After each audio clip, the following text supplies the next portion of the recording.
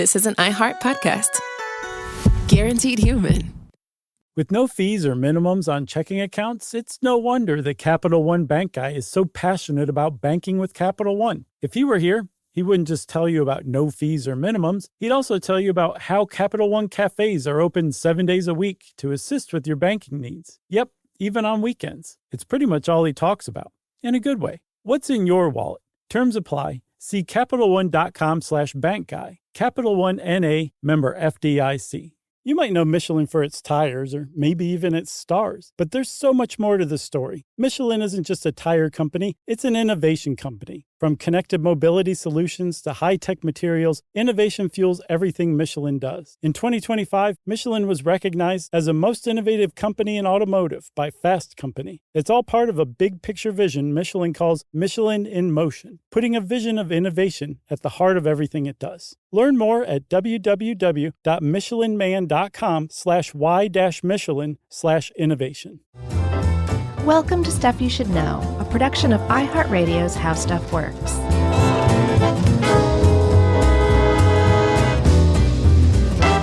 Hey, and welcome to the podcast. I'm Josh Clark, and there's Charles W. Chuck Bryan over there, and there's Jerry over there.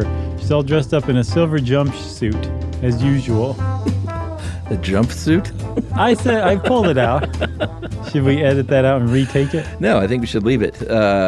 Jerry, behind the scenes stuff, everyone, Jerry sometimes has to get what's called room tone, which means she has to roll tape digitally, and we have to be completely silent for a few moments. Right. So we get the tone of the room for, I don't know, purposes of magic. And every time she's done that, we always have the urge to giggle or fart or be 6-year-olds. So she looks at us sternly the whole time during that 5 or 6 seconds of room. Oh, man. It's so funny. I don't know what that instinct is. And it's just like, we can't sit here for 5 seconds and not speak without cracking a joke. We've got a bit of the class clown in us, I think is what it is. Oh, boy. I sure did. Still do. Oh, yeah? Were you the class clown, really? Yeah, but on the down low. Like, I wouldn't fire out something for the whole class to hear unless I knew it was like comedy gold. Uh-huh. But I would work my circle around me. I gotcha. You know? Yeah. You're a regional act. I was fairly disruptive. Oh, okay. But it was always fun. So teachers liked me, but they were just like, just shut up, though, sometimes. Well, your parents were educators, so you knew where the line was, right? Sure. I danced around it. Were you going over the line because you could get away with it? No. I mean, they weren't teachers. I mean, actually, that's not true. My dad was the principal, but I didn't start real cutting up till high school. I gotcha. Why are we talking about this? I don't know. I'll tell you why, Chuck, because it reminds me of Henny Youngman, who just so happened to be around the peak of his career on June 24th, 1947. Did you fact check that? No. Okay. Because then we're going to get a letter. Henny Youngman's career peak was in 1948, you morons. You do get paid during a government shutdown. Oh, yeah. And are we going to correct that now, or should we do it at listener mail? No, we might as well correct it now. Yeah, so I got it wrong big time, and we heard from apparently everybody. 900,000 of our million listeners are government employees who worked through the last shutdown, because all of them emailed in and said, hey, by the way, whether you worked or not, if you were furloughed, you got back pay this time. Yeah. But we were right. It does take an act of Congress. It doesn't happen automatically. What does this take, an act of Congress? Yes, it does. Yeah. So we got that one wrong. I got that one wrong. Chuck went along with it further. Per usual. Yep. Sure. Yeah, that sounds good, Josh. Whatever you say. I want to get your back. You know. I appreciate that. So anyway, back on June 24th, 1947, it was a very important day because you can use this day to basically pinpoint the moment that America's just ongoing fascination with UFOs and, by extension, aliens began. Yeah. It did not exist basically before that time. Yeah. Why do you think that is? Because I think a skeptic, and we're going to talk a lot in this episode about skeptics and believers, for lack of a better word. Okay. Skeptics would say, like, why all of a sudden in 1947 did UFOs just start appearing? Right. And I think there are some answers to that. Oh, yeah. Like, I don't know, maybe they just found us. Or maybe they just decided to start poking around our airspace. Well, that presumes that there is actual, like, UFOs and extra. Yeah, they. Yeah. Do you have another explanation for if there isn't a they? Well, maybe just newspaper. I mean, were there no even newspaper reports pre-1947? As far as I know, all of it began on June 24th, 1947. All right, well, then my answer is the aliens started their business then. Okay. On that day. Okay. And I mean, there would have to be basically a day zero if that ever really did start. They had to start somewhere. Yeah, why not June 24th, 1947? Who knows? They may have been zipping around with the dinosaurs. Maybe. But the dinosaurs didn't put that on the news. Nope. Did they? No. See? Well, they didn't preserve any of their own newsreels at the very least. That's true. For me, the explanation is mass hysteria, Yeah. dogs and cats living together, that kind of stuff. All right, so on June 24th, there was a man named Kenneth Arnold. He was a private pilot, not a private in the Army who was a pilot, No. private sector pilot. Sure. I think And- that really got across with the private pilot. Sure. And he had a good reputation. He wasn't he was known around town as a respectable business guy. Yeah. And he was flying near Washington's Mount Rainier, and he was looking for a downed plane. I guess he was a search and rescue guy. I think he was just helping out. Maybe assisting. pre-Civil Air Patrol. It was, or right around the time that it started. Okay. But even still, I think he was just being like a good Samaritan who Yeah. had his own plane and was helping. Like, I'll help look. Sure. And he saw, and this is a quote, 9 saucer-like things flying like geese in a diagonal chain-like line, and estimated the speed of these saucer geese to be 1,200 miles per hour. Right. Which really is pretty funny. Well, at the time, he must have been going probably about 50 miles per hour in his Yeah. old little prop plane. Right. So 1,200 miles per hour, that was really saying something. You wouldn't hardly be able to see it, I would think. So he lodges this report, and within just a few hours, this is what I don't know how this happened, but within a few hours, the Associated Press got wind of this. Yeah. The AP is a wire service, which means like they do the reporting and they send it out to newspapers for syndication, and newspapers just print what the AP wrote all over the country. Yeah. So the AP picking it up made it national news almost the same day, basically, that this man had seen something. And in this AP report, the writer coined the term flying saucers. Yeah, because Kenneth Arnold had called them saucer-like things that were flying. Yep. And he went, let me just rearrange this Yeah. in a way that's a little more grabby. Flying what? Flying what? He saw a saucer, Geese-like. saucer geese.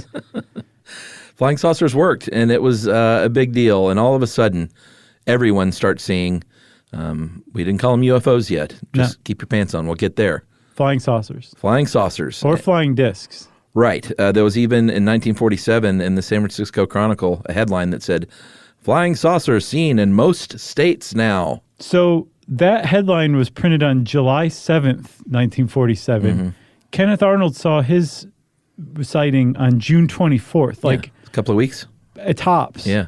And within that time, like so many reports happened that basically every Most state states. had a report of a flying saucer now. Pretty amazing. It was like a floodgate opened.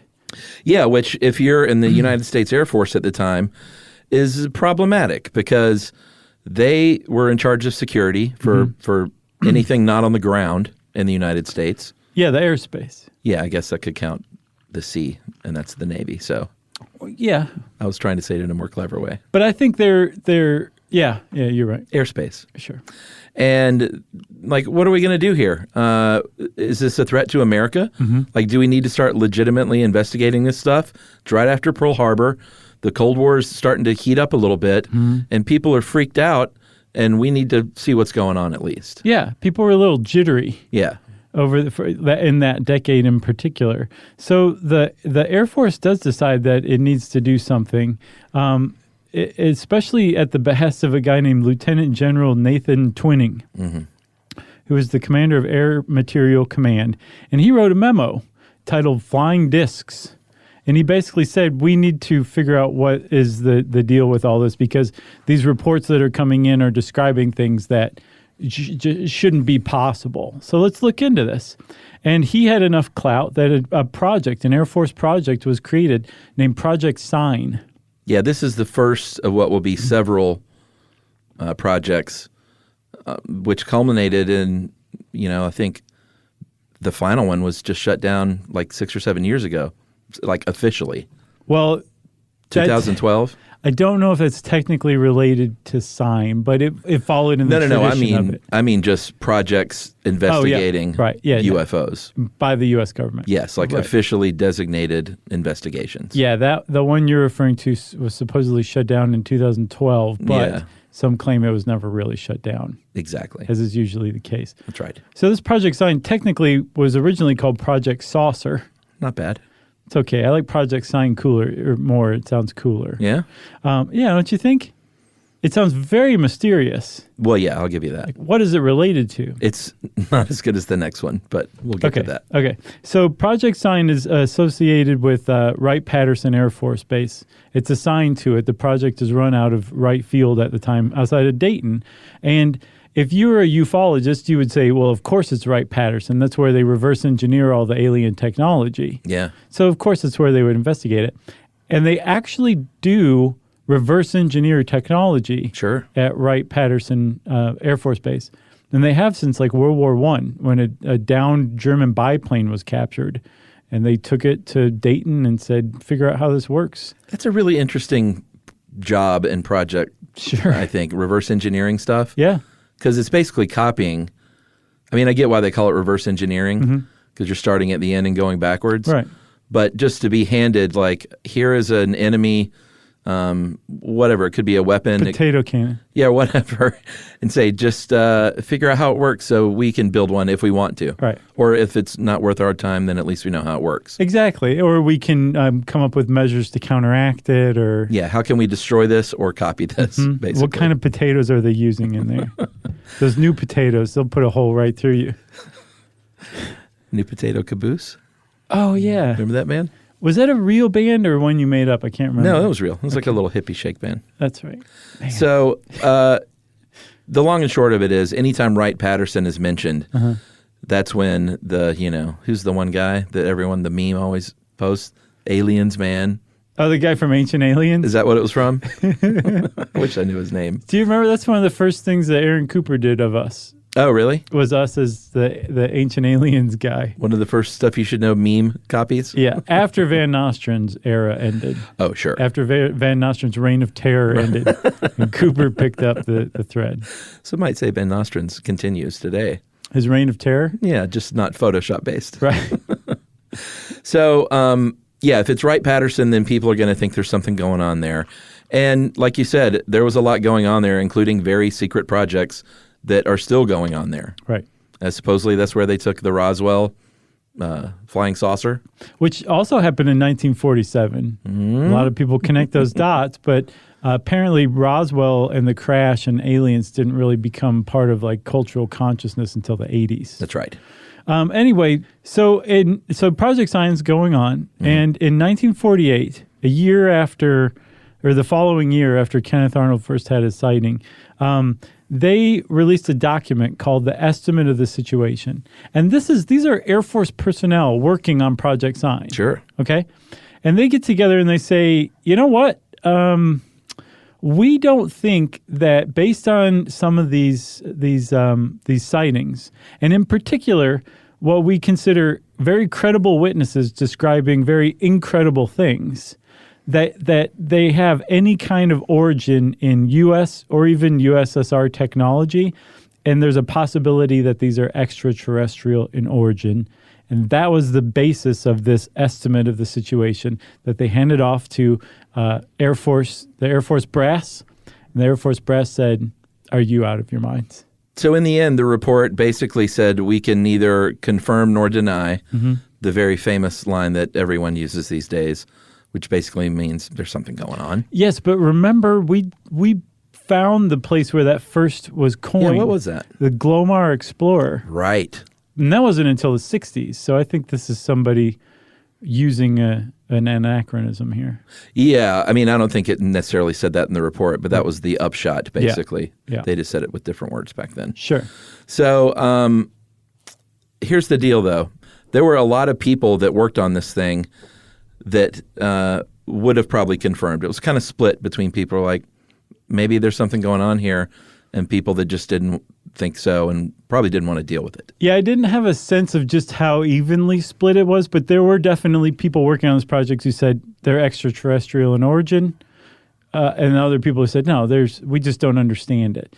The Air Force brass, like I said, are you guys crazy? You Sure. actually made this document and got their hands on all the copies, destroyed them all. And as a matter of fact, the Air Force has always denied that the estimate of the situation ever existed, and that any understanding that it did exist came from people who did work on Project Sign, who said, no, this did exist, and this is what it said, and this is the reaction it got. Yeah, it's kind of hard not to because we're both fairly skeptical, but it's hard not to go down that conspiracy trail a little bit. Yeah. When you hear stuff like, no, that report never existed. Right. And people that worked on it are like, no, it totally existed. And here's what it said. Mm-hmm. Here's what it was called.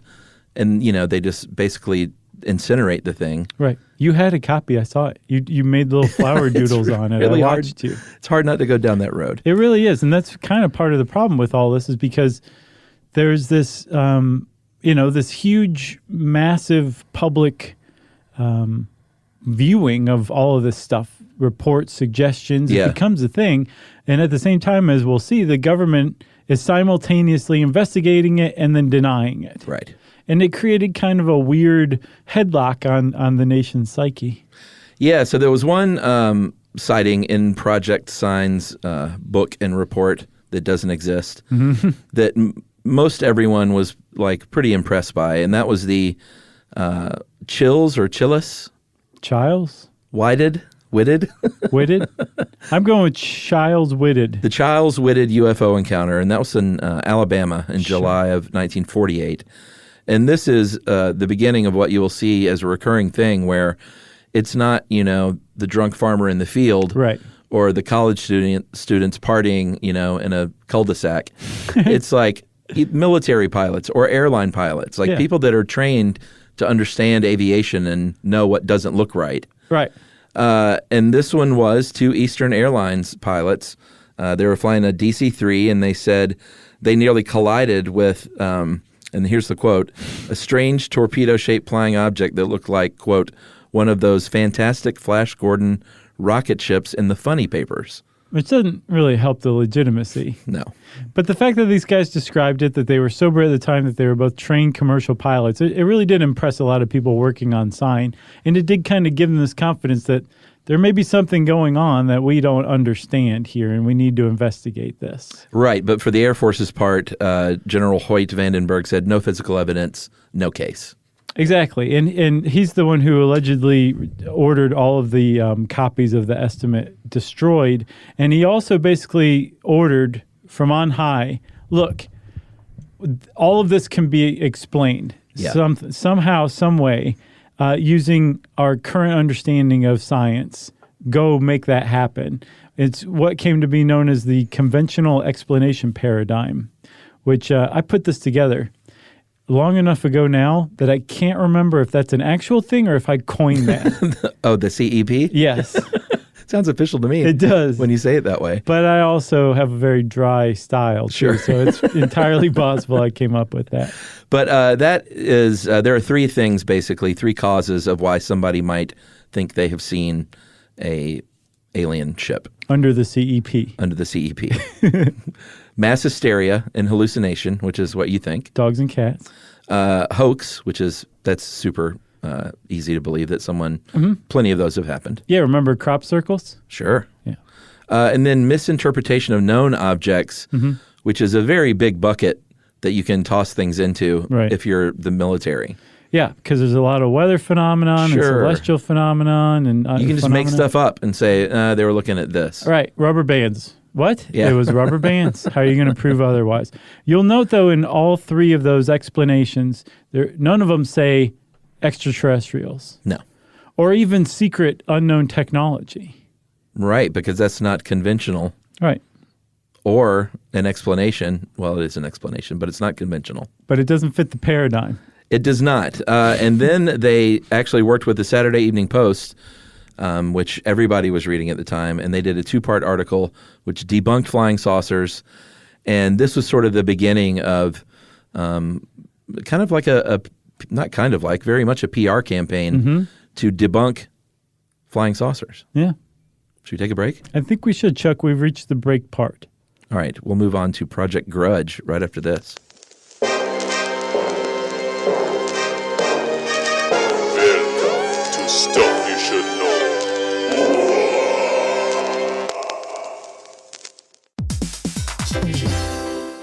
Hey everybody, here's a fact for you. In the United States, there is a break-in every 26 seconds, and that means that somewhere right now, an intruder is getting closer. And the problem with most security systems is that they only alert you after the break-in has started, and that's too late. Well, that's what makes SimpliSafe different. They use alerts. SimpliSafe's US-based live agents, they identify threats on your property and help deter them before they actually break in. So the intruder never gets into your house. The crime is stopped before it even starts. That's right. And another great thing about SimpliSafe is they have no long-term contracts. They give you peace of mind and great value with their monitoring deterrence plans because they just start at about $1 a day. Yeah, SimpliSafe sent us a setup years back, and I still use mine every day. Yeah, and apparently setup, you can do it by yourself in under 30 minutes. So it's a really good value and it doesn't take long. So if you want to experience the SimpliSafe peace of mind, you can take advantage of the SimpliSafe discount offered to Stuff You Should Know listeners. Right now, you can get 50% off your new system by visiting simplisafe.com/stuff. That's half off at simplisafe.com/stuff. There's no safe like SimpliSafe.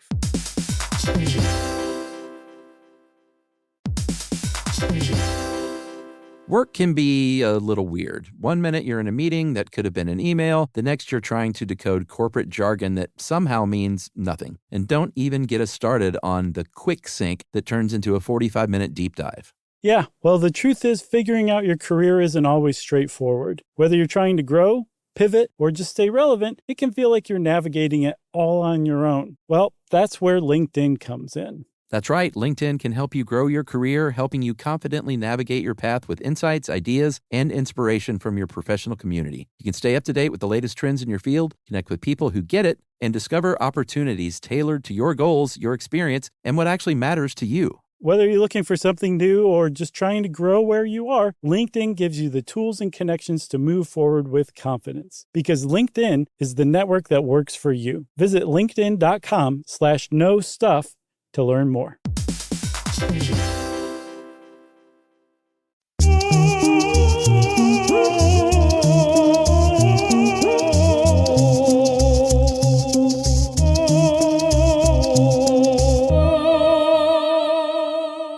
Okay, so here's the thing, though. The Air Force, even if they really genuinely were like, no, man, there's no such thing as aliens. Whatever this is, it's just Americans being freaked out about the Cold War. Right. Okay, let's just call it that. This is the Air Force brass talking. I'm doing my best impression of them. Mm-hmm. They still needed to investigate them because the Air Force is charged with protecting U.S. airspace. And there are reports coming in on a daily basis from all over the country of unidentified objects, flying saucers, flying through American airspace. So they still needed to investigate this. But the Air Force decided they could investigate it on their own terms. And so Project Sign was dissolved and replaced by what this is your favorite name for? Project Grudge, Yeah. which is named so exactly why you think, because they didn't want to be messing with this stuff. No. They should have called it Project... are you freaking kidding me? Right. Are you joking right now? I got to do what? Do you hear yourself? Yeah, that was the attitude in the Air Force at the time. You didn't want to get assigned. There might have been like one person that was super into it, I think there were a handful.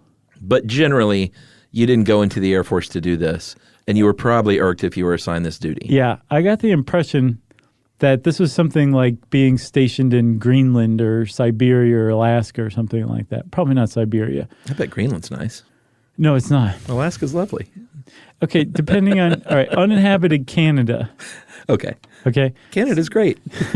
Anyway, I got the impression this was like a backwater assignment where if you ticked off your commanding officer, they would put you on Project Grudge. Oh, you should have said South Georgia. Okay, yes. Albany. The worst place in the world. Sure.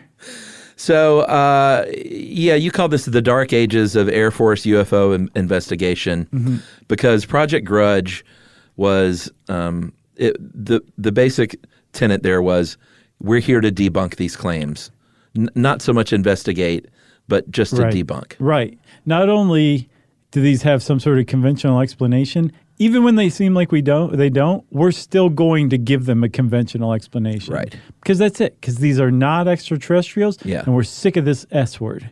Yes. That's what the Air Force said. That's right. And one of the people they hired as a civilian scientist consultant was a man named, very important figure in this whole story, Yeah. J. Allen Hynek from The Ohio State University.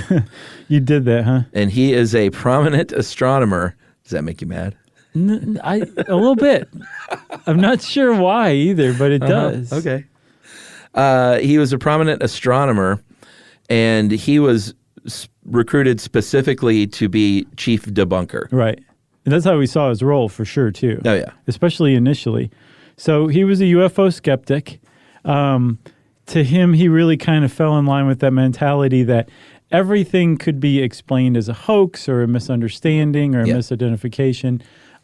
But he was also a scientist in his, core. Yeah. He was a very well-respected astronomer, and he believed that this should still be investigated, especially cases where somebody who was like a trained pilot or an astronomer or a meteorologist or somebody had seen something and reported it, and that it seemed incredible. Those incredible sightings by credible people. That was kind of the confounding thread that wound through these decades of investigation of UFOs. Yeah, and the other thing, too, that you got to remember about Hynek was he was very much the face of this debunking. And it's a role that he would grow to loathe over the years, to say the least, because we'll get to some of the more ridiculous explanations. He was the one that had to parrot the stuff out. Yeah. You know? They'd shove him out there. He'd be like, I don't know. And then all of a sudden he realized there were cameras in his face, and he'd say, hello, everyone. That's what he was famous for. Was that his intro line? That's how he'd start every press conference. So one of his first efforts here, and this was, and maybe his most famous, this was the 1948 case of Captain Thomas Mantell. He was an Air Force pilot who died when his P-51 Mustang went down while he was chasing a UFO. That sounds like an Air Force pilot in a P-51 Mustang. That's what you would do. Let me go after that thing. Sure. I want to see what it's like. That's what Maverick would do. Yeah, I guess so. You excited about that movie? I know. No? No. Did you see the trailer? No. I'm going to show it to you. Is Tom Cruise de-aged in it? No. They should have just gone with that. So are you excited about it? Listen, man, I like Top Gun. I was not I didn't think I was some big nut for Top Gun, but when I saw that trailer, it gave me a little bit of the feels for sure. Oh, really? Yeah, man, I was like, why am I so excited about this? Wow, okay, well, maybe I'll give it a chance. I guess I'm a child of the 80s, but when I saw him on that ninja motorcycle or whatever, riding around with his helmet on, that music. Who is Top Gun now?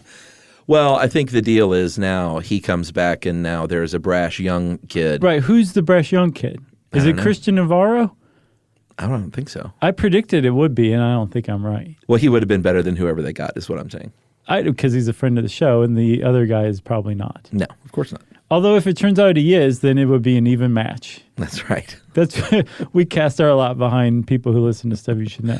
They're the only respectable people. All right, at any rate, I will go see this. I will, to my dying day, not see the remake of Red Dawn, despite at least a friend of the show, if not a former friend of the show, producing that film. Oh, Luke? Yes. Yeah, he says it stinks too. Okay. I'm not sure you're allowed to say that.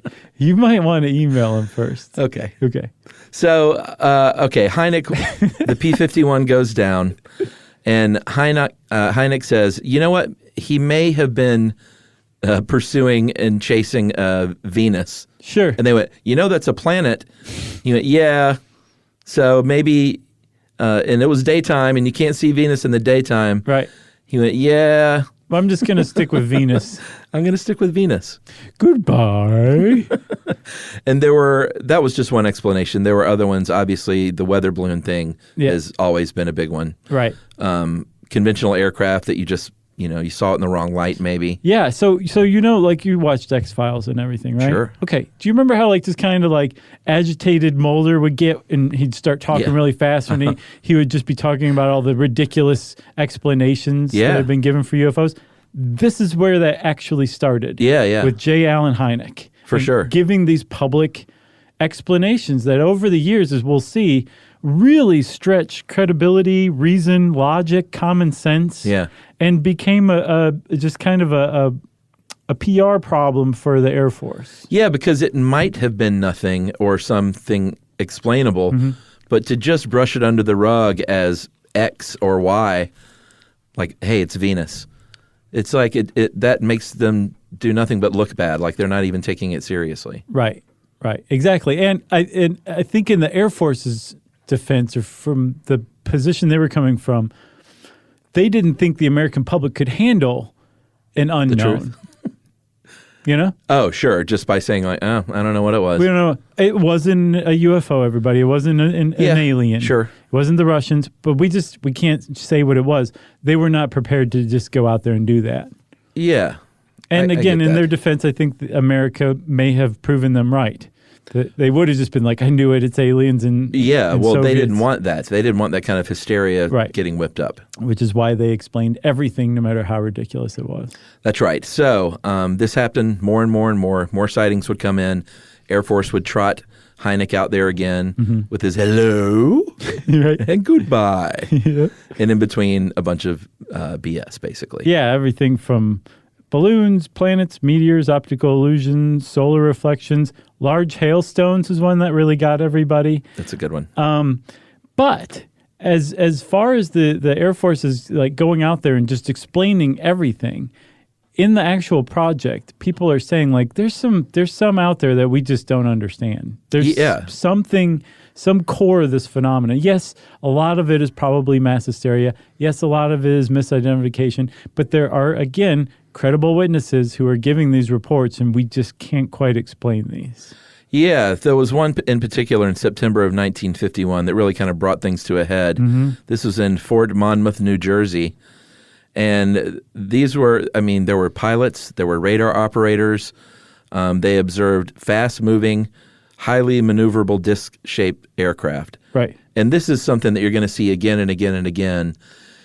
They're always super fast and can do things that they've never seen aircraft do, like start and stop like on a dime and turn and do these weird things that like are inexplicable for like really experienced pilots witnessing this stuff. Or travel even just 1,200 miles an hour. It's like there's not anything that at this time was supposed to be able to do that. Right. And so Project Grudge, the personnel there had to investigate all this stuff. And the chain of command basically was to report it to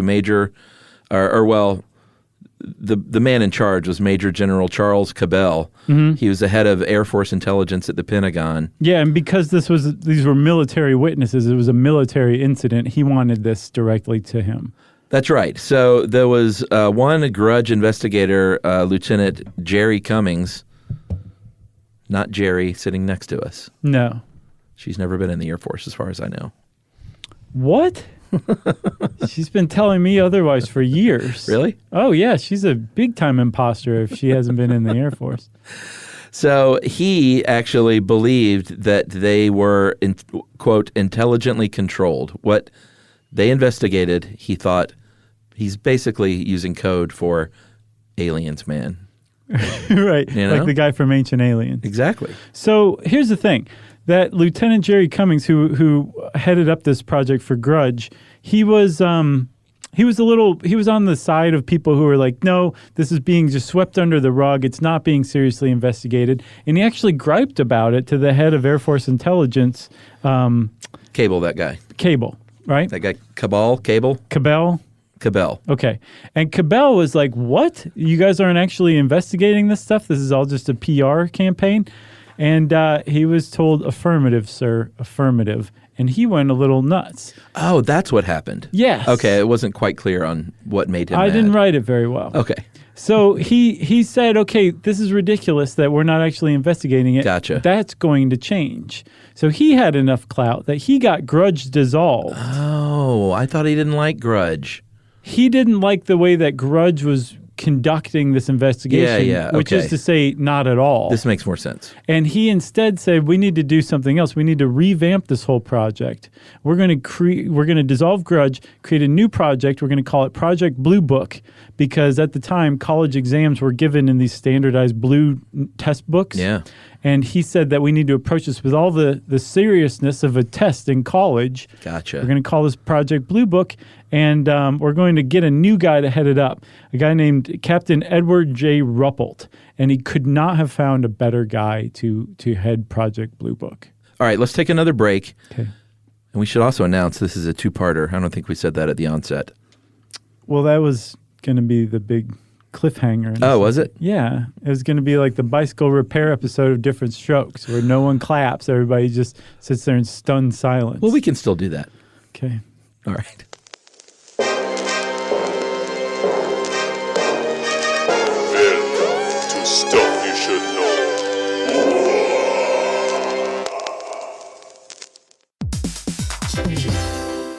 Hey, everybody. Here's a fact for you. In the United States, there is a break-in every 26 seconds, and that means that somewhere right now, an intruder is getting closer. And the problem with most security systems is that they only alert you after the break-in has started, and that's too late. Well, that's what makes SimpliSafe different. They use alerts. SimpliSafe's U.S.-based live agents, they identify threats on your property and help deter them before they actually break in. So the intruder never gets into your house. The crime is stopped before it even starts. That's right. And another great thing about SimpliSafe is they have no long-term contracts. They give you peace of mind and great value with their monitoring deterrence plans because they just start at about $1 a day. Yeah, SimpliSafe sent us a setup years back, and I still use mine every day. Yeah, and apparently setup, you can do it by yourself in under 30 minutes, so it's a really good value and it doesn't take long. So if you want to experience the SimpliSafe peace of mind, you can take advantage of the SimpliSafe discount offered to Stuff You Should Know listeners. Right now, you can get 50% off your new system by visiting simplisafe.com/stuff. That's half off at simplisafe.com/stuff. There's no safe like SimpliSafe.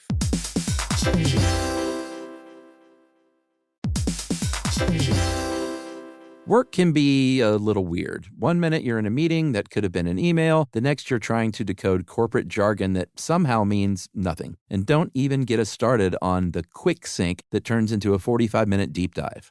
Yeah, well, the truth is figuring out your career isn't always straightforward. Whether you're trying to grow, pivot, or just stay relevant, it can feel like you're navigating it all on your own. Well, that's where LinkedIn comes in. That's right. LinkedIn can help you grow your career, helping you confidently navigate your path with insights, ideas, and inspiration from your professional community. You can stay up to date with the latest trends in your field, connect with people who get it, and discover opportunities tailored to your goals, your experience, and what actually matters to you. Whether you're looking for something new or just trying to grow where you are, LinkedIn gives you the tools and connections to move forward with confidence. Because LinkedIn is the network that works for you. Visit linkedin.com/knowstuff to learn more.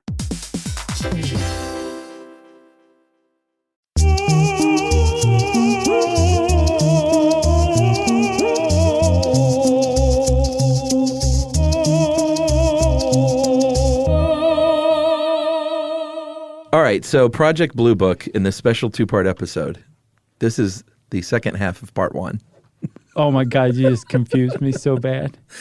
This was the new jam after Project Grudge. And you mentioned Captain Edward J. Ruppelt, or is it Ruppelt? I've been calling him Ruppelt. Oh, really? Yeah, yours sounds a little more regal, so let's go with Ruppelt. Okay. Man, do people get sick of this?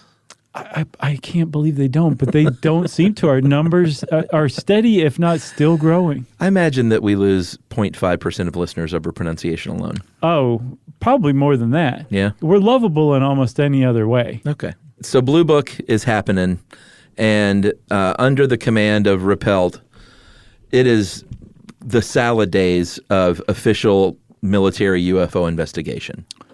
I'm glad you used salad days. Have you ever seen the Monty Python Salad Days sketch? Jeez, I don't know. Where they're playing like tennis in the late Victorian era, and like all of a sudden it just turns into this bizarre bloodbath. People like lose arms familiar. and Yeah. someone's head falls off and there's just blood everywhere. Uh-huh. Just watch it again. Okay. But, okay. Anytime I hear Salad Days, that's what I think of. Boy, Monty Python. They were So great. So the objectives of Blue Book Right. were, one, determine whether UFOs are a threat to U.S. security, because that's the big deal. That's why the military's involved. It's not just like, we just got to like calm people's nerves. Like we said earlier, they really had to do this because they can't. If Independence Day happened, they can't be the ones who are like, oh, we quit investigating this stuff because we thought it was just movies and science fiction. Yeah, that's the impression Sorry. I have. They don't want to investigate this, but they have to. It's just a in security case. concern, just in case. And at the very least, the Air Force has to be showing the country that they're investigating, Right. that they're on top of any security concerns like this. That's right. So that was the first objective. Number 2 was, and this makes sense as well, to determine if they possess, meaning the aliens, I guess, Right. any unique scientific information or advanced technology that we could use. Yeah, and it didn't necessarily have to be aliens. It could have been the Soviets, too. I Right. think that was probably the largest suspicion among people who said, no, this is real. Right. Not necessarily that it's aliens, but maybe the Soviets are way, way further ahead than we think they are. Yeah, like maybe they have some advanced spy plane, and U.S., I don't want to spoil anything, but we had good reason to believe that might be going on. Right. You know what I mean? I know what you mean. I hope no one else does. yet. So you can thank Mr. Ruppelt or Captain Ruppelt by creating the term UFO. Yeah, he was like flying saucer, flying disc. Those are in disc geese. He said, who even came up with that? Yeah. Those are totally unscientific. We need something that just kind of resets things and says this is a scientific investigation. And it worked. I mean, it's easy to think UFO now sounds so like goofy and unscientific, but when you break down the words, it's the classification that really worked at the time. It's just kind of gone on to feel like something else, Right. in meaning. Oh yeah, it's definitely got a lot of cultural baggage around it now. But at the time, It's an unidentified brand flying new. object. Exactly. And one of the other benefits of creating this new term was that they are also allowed to kind of redefine it. Right. And they defined it really broadly as any aerial object which the observer is unable to identify. Which is, that's a really broad definition. And it also puts the onus for figuring out what that object was on the investigator. It's like Right. basically saying somebody saw something, they don't know what it is. Here's the description. Go figure it out. Yeah, and to his credit, he was like, let's get a database on a computer. And everyone said, what's a computer? He said, it's right here inside this warehouse. Right. The warehouse is the computer. That's right. Plug it in.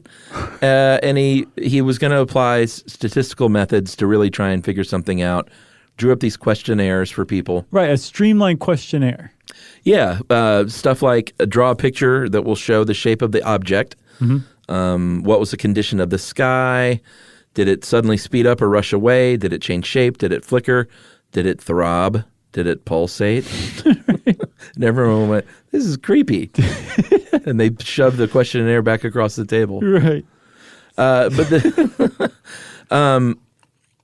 the U.S. Air Force Base basically designated a special officer to collect all these reports. Every base had one. Every single base, and they all had to send those to Wright-Patterson. Right, exactly.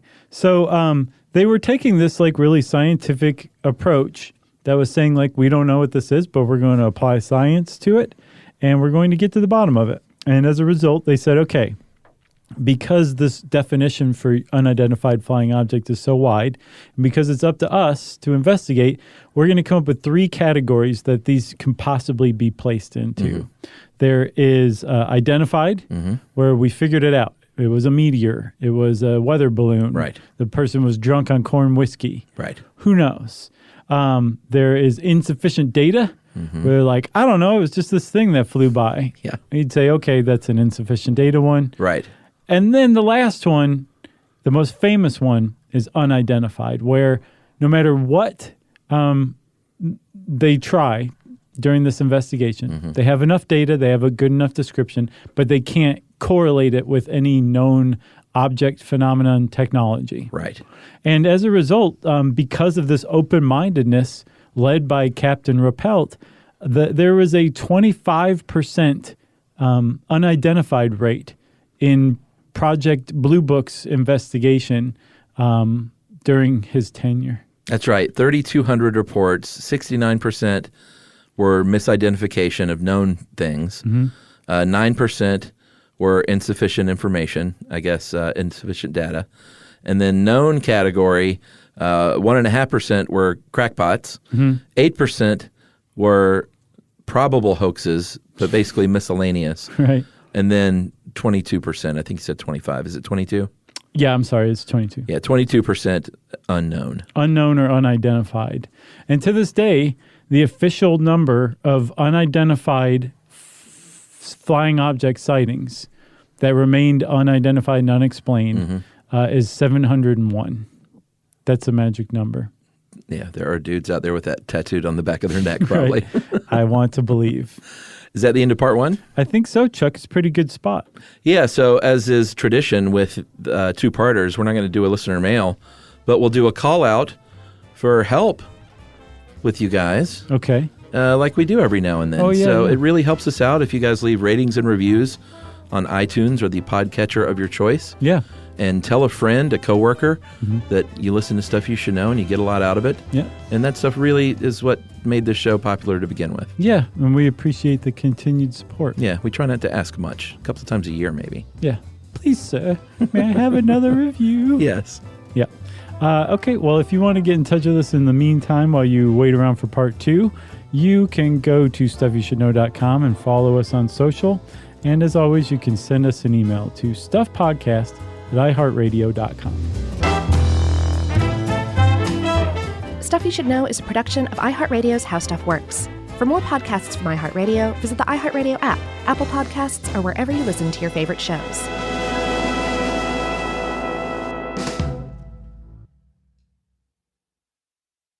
Brought to you by the Spam brand.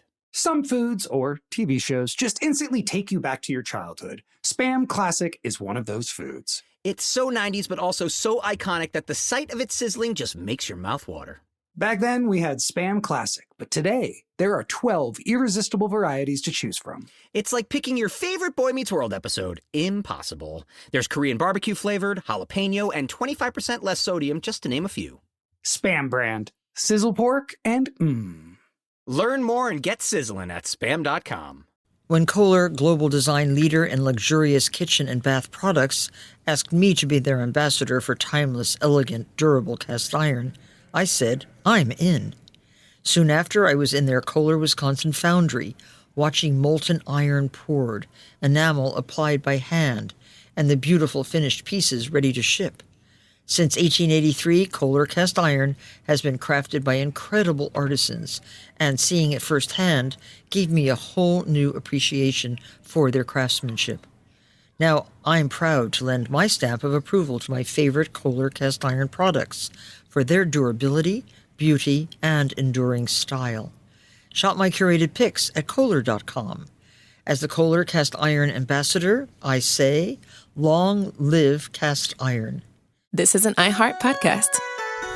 Guaranteed human.